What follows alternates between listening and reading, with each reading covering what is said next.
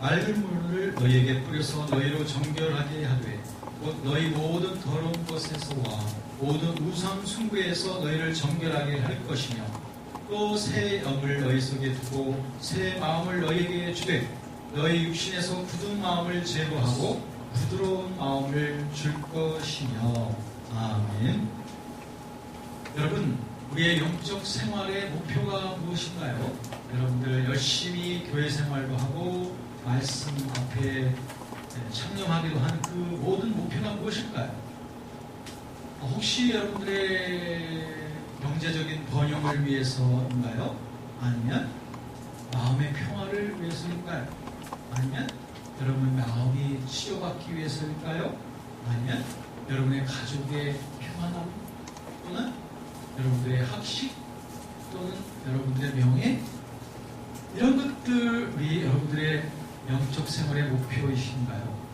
만약 그렇다면 이 모든 것들은 다 곧 사라지게 되고 맙니다. 저와 여러분들을 정말로 행복하게 해줄 수 없다는 것이죠. 푸른 마르고 꽃은 시든 것처럼 인생의 아름다움, 명예와 부귀도 곧 사라지게 되는 것입니다. 하지만 우리의 삶의 목표를 여기에다 맞추신다면, 즉 무엇이냐면 영적 성숙, 즉 우리의 거룩함에다가 우리의 삶의 목표를 맞춘다면 절대로 후회하지 않는 삶을 살아가게 됩니다. 저는 여러분과 함께 지금 몇 주간에 걸쳐서 계속 이 거룩함에 대해서 말씀을 나누고 있어요. 여러분, 저와 여러분들의 이 가장 일상적인 모든 평범한 삶 속에서 이 거룩함을 추구하십시오. 그리고 거룩함의 길을 달려가시기를 힘쓰십시오. 그래야 하면 하나님께서 저와 여러분들의 길을 바른 길로 인도해 주실 것이며, 그리고 여러분의 삶 속의 모든 니드들을 하나님께서 채워주시는 분이심을 경험하게 될 것입니다. 마태복음 6장 33절에서 우리 예수님께서 밝히 말씀하셨지 않습니까? 31절부터 33절까지 보면 먹는 것, 마실 것, 입을 것 때문에 걱정하지 마라.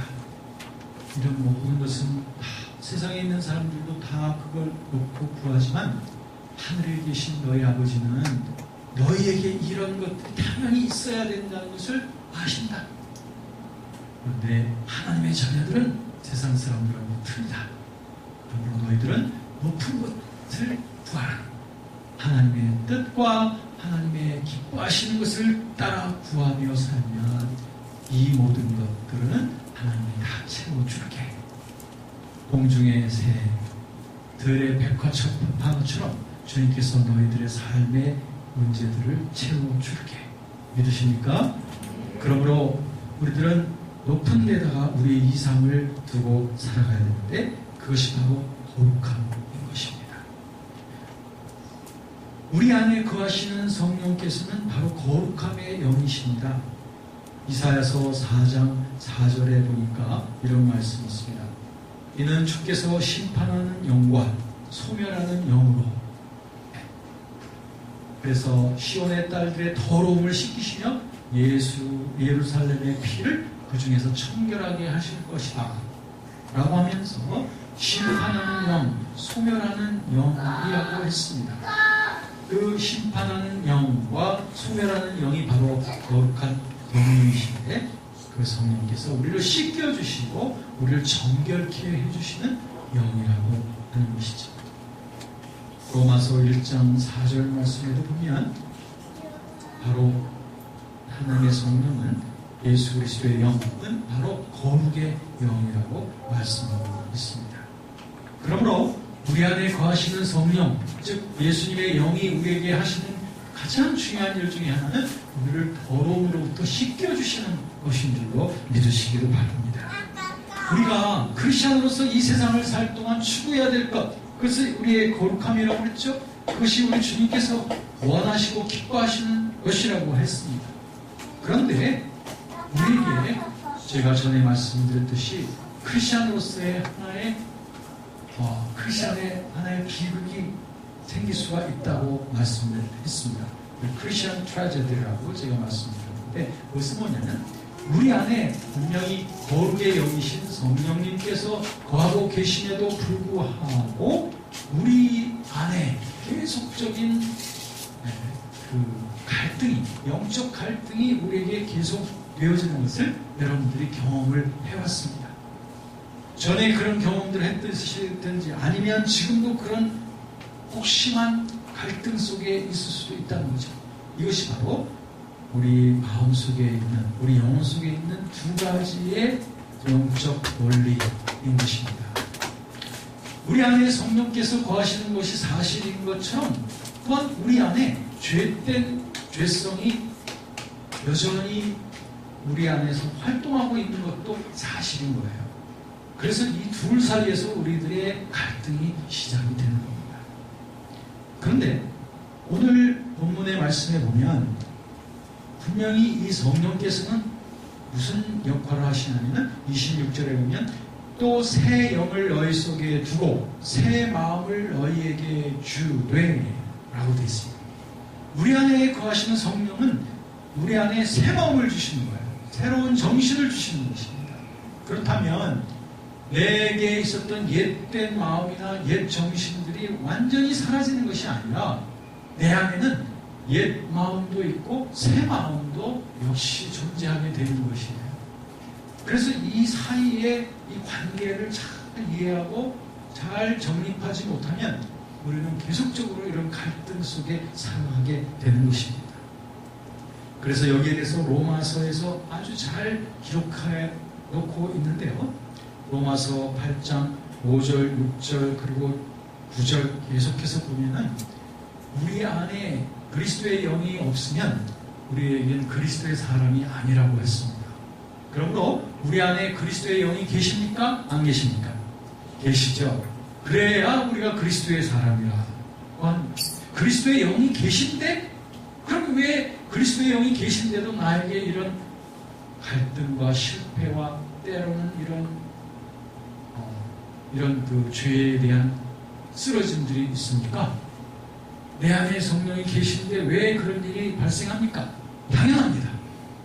당연합니다. 그것은 우리 안에 죄된 욕망도 있고 성령의 거룩한 소욕도 함께 있기 때문에 그렇다는 거죠.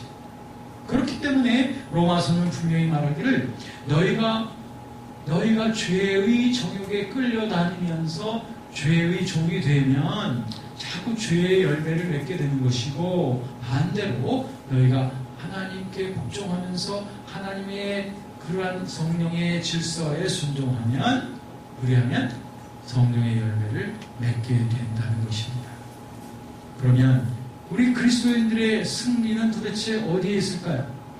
원리는 아주 간단해요. 그런데 그것을 실천하는 데에는 우리의 노력과 그리고 다부진 결단이 필요한 게 사실입니다. 원리는 간단하단 말입니다. 무엇이냐면 그리스도 예수의 사람들은 죄에 대하여 죽었다고 그랬습니다. 비록 내 속에 죄된 욕망이 계속 있음에도 불구하고 우리 그리스도인들은 이미 죄로부터 해방되어졌다라고 하는 죄의 법으로부터 해방된 존재들이라고 하는 그 원리를 분명히 받아들이고 인정하고 그것을 고백하는 것입니다. 주님께서 죄에 대해서 죽은 것처럼 우리도 죄에 대해서 죽었노라 하고 고백할 필요가 있다는 거죠. 나는 세상과 죄에 대하여는 이제는 죽은 자이다 라고 고백을 할 필요가 있다는 거예요. 왜? 그렇게 이루셨으니까. 주님의 죽으심이 그것을 그렇게 이루셨으니 우리는 그 사실을 고백해야 될 의무가 있습니다. 권리도 있습니다. 그것은 사실이기 때문에. 그런데 그 사실을 사실대로 고백하지 아니하고 그 사실에 대하여 눈이 어둡거나 또는 그런 사실이 분명히 사실임에도 불구하고 유혹을 계속적으로 받아들여 나간다면 나는 죄의 열매를 잡고 범하게 될 수밖에 없다. 여기에서 우리들은 분명한 결단이 필요한 것입니다. 성경은 우리에게 말합니다. 그러므로 너희 몸을 하나님께 바치라고 말씀하셨죠? 하나님 앞에 바치라는 의미가 무엇입니까? 그것은 더 이상 나의 몸을 나의 정욕을 위해서 쓰지 않고 이제는 하나님만을 위하여 쓰는 몸이라고 하는 것을 결단하라는 거예요. 예수께서 너희를 위하여 몸을 버리셨으니 우리도 주님을 위하여 내 몸을 드리는 것이 마땅하죠. 거듭났죠. 주님의 사랑을 깨달았죠. 그렇다면 나의 삶과 나의 몸은 주님의 것이라고 고백해야 되겠죠. 그렇다면 죄하고는 상관이 없다는 걸 고백해야 되겠죠. 나의 죄된 몸은 죽었다고 하는 것을 고백해야 되겠죠. 이렇게 다부진 결단을 가지고 나아갈 때 유혹이 다가오고 시련이 다가오지만 그 고백으로 우리는 승리할 수 있습니다. 그 고백을 붙잡고 있는 한 우리는 유혹 앞에서 승리할 수 있어요. 아까 3층에서 이제 교회 나온 지 지금 3주 되는 어떤 젊은 남자 성도님을 만나서 얘기하는 가운데 그분이 지금 현역 군인이에요. 그런데 이제 교회에 나오면서 담배를 끊었다고 하더라고요. 그리고 술도 줄였다고 하더라고요. 그리고 입으로 이제는 좀 험한 말을 이제 하지 않기로 결단했다고 하더라고요. 그 세 가지를 확실하게 결단했다고 그렇게 얘기하더라고요. 그 이유인즉슨 자기가 근무를 하면서 예수님을 믿는다고 하면서도 전혀 다른 것도 없고 남들처럼 술도 먹고 담배도 많이 피고 욕지거리도 잘하고 하는 자기의 모습을 볼 때 과연 자기를 예수 믿는 사람이라고 보겠느냐 하는 거죠. 그래서 내가 이제 이 교회로 옮기고서부터는 이제 이 교회에 나가면서부터는 내가 그런 것들을 이제 절제하고 그런 것들을 끊으리라. 그렇게 다짐을 하고 지금 교회에 나왔다. 라고 얘기를 하는데 참 은혜가 되더라고요. 그러면서 참 그래 예수 믿는 사람들이 저런 결단력이 있어야 된다. 정말 뭔가 하나님 앞에 믿는다고 하면 확실하게 믿고 그리고 아니라고 하면 분명히 아니라고 하고 그리고 죄하고 이제 상관이 없다고 하면 상관없다고 선포할 수 있는 이런 다부짐이 필요하다고 생각해요. 그것은 주님 앞에 충실된 모습입니다. 하나님 앞에서 서 있는 우리들이기 때문에 하나님 앞에서 우리가 왔다 갔다 한다는 것은 그것은 성실하지 못한 것이고 충성되지 못한 것입니다.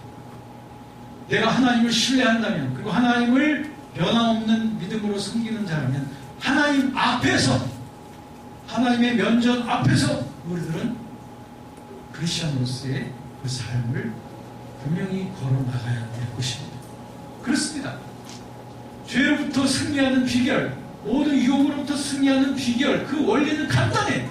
너무나 간단해요. 이미 다 준비가 되어져 있습니다.